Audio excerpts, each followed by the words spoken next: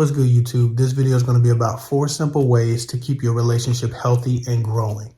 With that said, number 1 on my list is be intentional about intimacy. Too many of us have an idea of intimacy that's exclusive to sexuality, and that's not necessarily the case.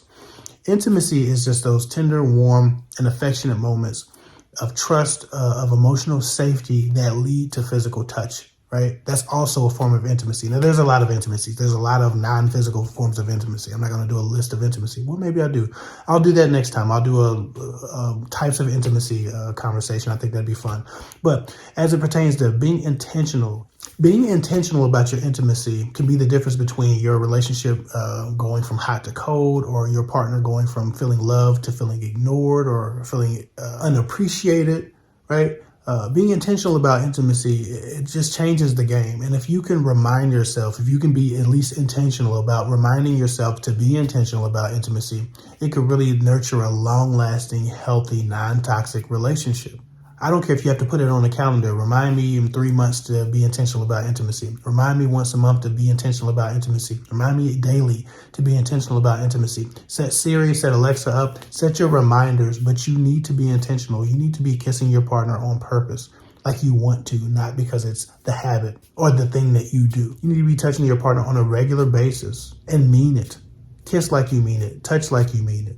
Cuddle like you mean. Intimacy is one of those things that can be lost in circumstance, right? If you're stressed out, you kind of go on autopilot. If you got money problems, you're a lot less intimate sometimes. If your boss is irritating you, if your job is, in jeopardy, if you're broke, if you're poor, or if you're rich and busy, if your schedule picks up, if the kids are getting on your nerves, if you got soccer practice to take kids to, life gets in the way of intimacy, and life is constantly moving and evolving.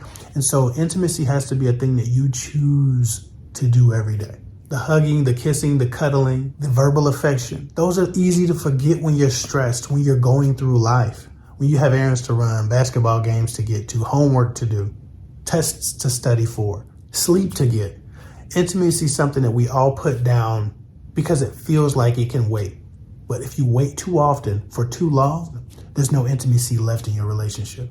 With that said, again, set a daily reminder for Siri or Alexa to remind you about just being intentional with your partner. Every day, your partner, man or woman, this goes both ways, should be able to point to a part of the day or a moment in the day where they felt loved, they felt seen, and they felt intimacy from you. And that goes both ways. People who are intentional about keeping this portion of the relationship up, being purposed and passionate about intimacy, have much longer, much healthier relationships. And it's so much easier to make up with a partner when there's intimacy in the relationship than when you have a disagreement, but the intimacy is lacking. It's too often to become friends with a partner when there's intimacy lacking, or to let an argument go 2 or 3 days, or to go on silent treatment for 10 days, 2 weeks, and a month, like I hear from a lot of people in relationships. It's very difficult to go on silent treatment or to not speak or to go to bed angry when you have a real intimacy established in your relationship. Intimacy is the shield that protects your relationship from all the problems that life will throw at it. So please, whatever you do, be intentional about that part of your day.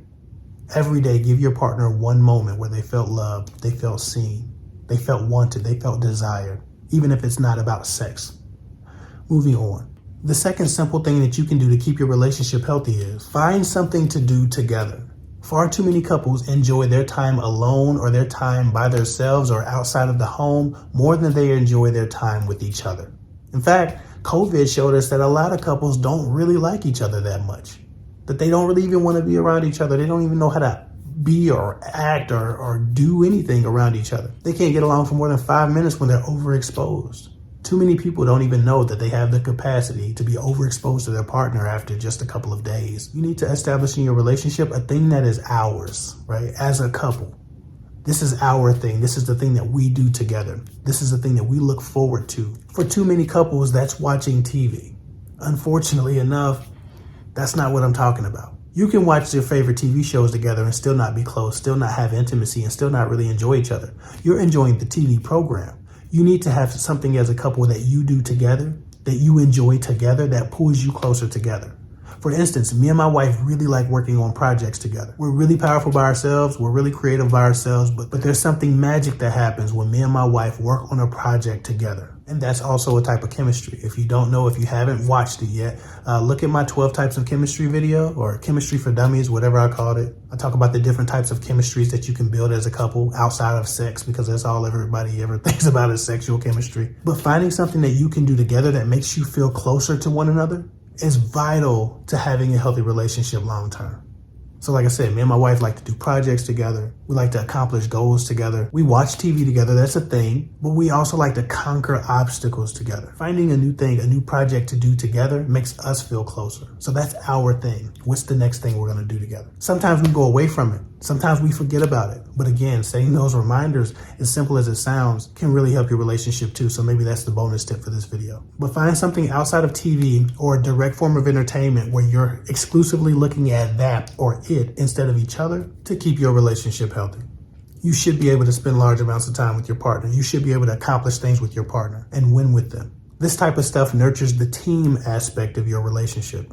To become one, to become a team for a reason in general.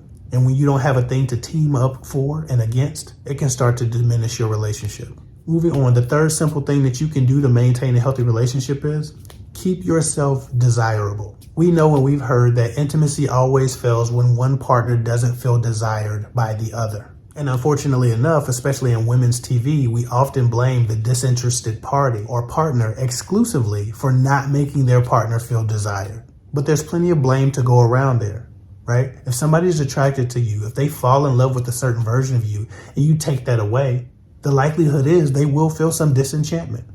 If you met a man and he made a lot of money and he hustled hard, he worked hard, he could be depended upon and counted upon to try his best no matter what, and then he just loses that fire and that ferocity and stops working hard, sits on his ass, gets fat, lays down and dies as a man as it pertains to his passion, you're probably going to be disinterested. You're probably not going to desire him as much. If that fire, if that fury, if that spirit was what you were attracted to, right? The same goes to a man being attracted to a woman's figure, being attracted to her mindset and her confidence. If a woman's figure dissipates over time and then her confidence dissipates, he just lost two of his favorite portions of her. It makes sense that he'd become disinterested in this woman. This isn't the woman he fell in love with or fell for or was enchanted with. Just like a woman who needs that confident, ferociously, passionately inspired man to desire him, a man needs that same confidence and that same identity and sometimes the same looks to stay inspired to be desired for his woman. It's not absolute. It's not always. Some guys don't care. But some women don't lose all their confidence and change their attitudes and mindsets when they gain weight. Some women stay healthy, stay happy, stay whole. Other women start to doubt themselves and it trickles into other areas of their lives.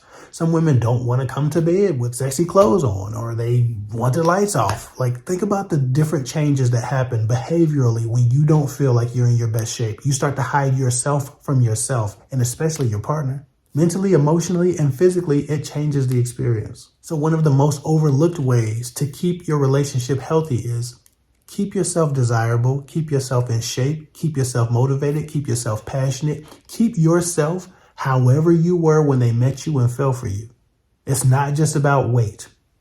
It could be anything. Whatever you were, keep yourself like that. If you were always evolving, always reading, always learning, keep doing that. If you were always happy, always joyful, always cracking jokes, keep doing that. If you was always passionate, always ambitious, always hardworking, keep doing that. If you want your relationship to work long term, you have to be recognizable to your partner in the years to come. And that doesn't make them a bad person for not wanting the new, weaker version of you. Moving on. Last but not least, the fourth simple thing that you can do to keep your relationship healthy is laugh. Find things to continuously laugh at together, right? So this is where stand-up comedy comes in. This is where you find new games and new ways to make your partner laugh. This is where your humor nurtures your relationship and your ability to spend time with each other. People who don't laugh together don't last long. They just don't. In fact, people who don't laugh are generally pretty shitty to be around. You know, humor is such a huge part of life that we forget about it. We need humor as much as we need resources, clothes, shoes, socks. We need a reason to smile, a reason to laugh. Humor breaks the monotony, but it also breaks up cortisol, right? Stress hormone. Humor interrupts lowly feelings, depression, anxiety. Even if for a moment, humor can change your day. Finding things to laugh at together as a couple bonds you. It makes you feel closer together. This is why best friends are best friends. They generally laugh together. They have a good time together. Don't forget your partner is supposed to be your best friend. Humor creates space to act like it. A lot of men and women don't laugh together. They don't smile together. They don't give each other a reason. They just live life. They get into this mundane day-to-day pattern or experience where they have nothing to look forward to, no conversations to look forward to, no humor, no laughter, no intimacy. They start to feel like roommates, and then they wonder what happened to their relationship. This is what happened. On top of all the other factors and evolutions that would take place in each individual, without these four things, the likelihood of long-term success, loyalty, companionship is a little bit low. So anyway, I hope this helps. Follow me at KFA24 on Instagram if you need couples coaching or relationship coaching. Again, book a call at the link below. I'll get with y'all later.